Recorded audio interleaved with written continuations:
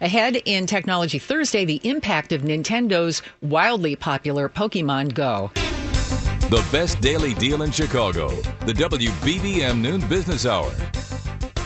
Nintendo's Pokemon Go is a major sensation, attracting a huge response even in its first week of release. Let's talk about the phenomenon with Tim Hanlon, Managing Director of FTI Consulting here in Chicago. Good afternoon, Tim. Hi, Cisco. How are you? I'm doing well. Thanks for joining us. Now, we'll talk about the business aspect of this in just a moment and how businesses can maybe make some money off of this. But there are a lot of people who say, man, I don't need one more thing in my life. I have so much going on, so many things competing. Should people go ahead and make it some sort of a priority to begin playing this game, even just a little bit? Well, there's no doubt that this has fad-like qualities to start, right? How fleeting this is over time remains to be seen. But in some respects, this is a little bit of lightning in a bottle.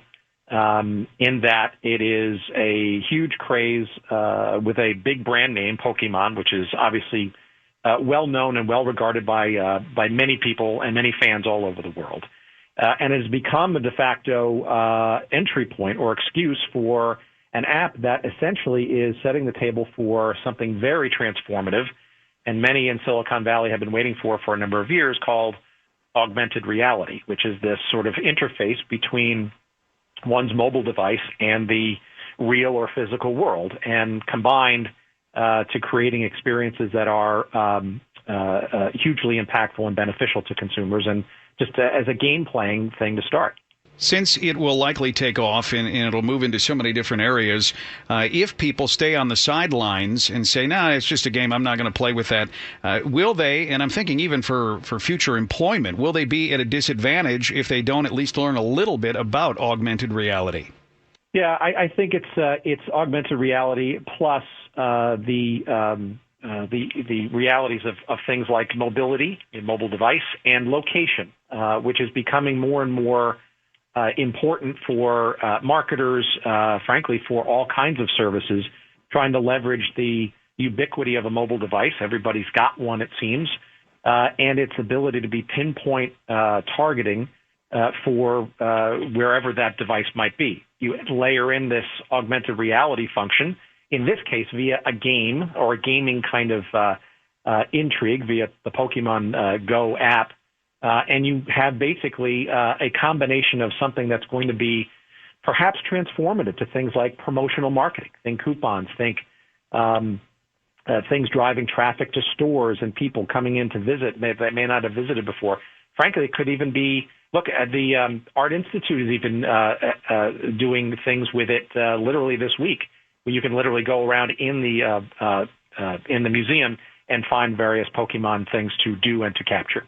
All right, let's expand on this. If this is indeed a game changer, are we going to be seeing it in all kinds of retail and sales, for instance, like home sales? Yeah, I think so. It's a very good question, Chris. I think you have this notion of, I guess you can call them virtual portals, right, which are basically, in gaming language, maybe things like Easter eggs, where you discover, you find things, and your device tells you that you have found or discovered something. And the question business-wise is, what do you do with that discovery? I think a promotional marketer, an advertiser, a retailer, a home seller, any other physically located marketer or seller or something with a physical point of presence looks at that as a way to incentivize people to find, discover, and then do something. Maybe that's get a discount. Maybe that's walk in and take a visit. Who knows? But that, to me, is kind of the essence of what we're really seeing at the scratching of the surface here with this Pokemon Go phenomenon. Have you played Pokemon Go, Tim? I don't want to admit how much, but a fair amount to know that it could be very dangerous and addictive. Yes. Yeah, you're playing it right now, aren't you, Tim? Be honest. Trying not to with this interview, yes.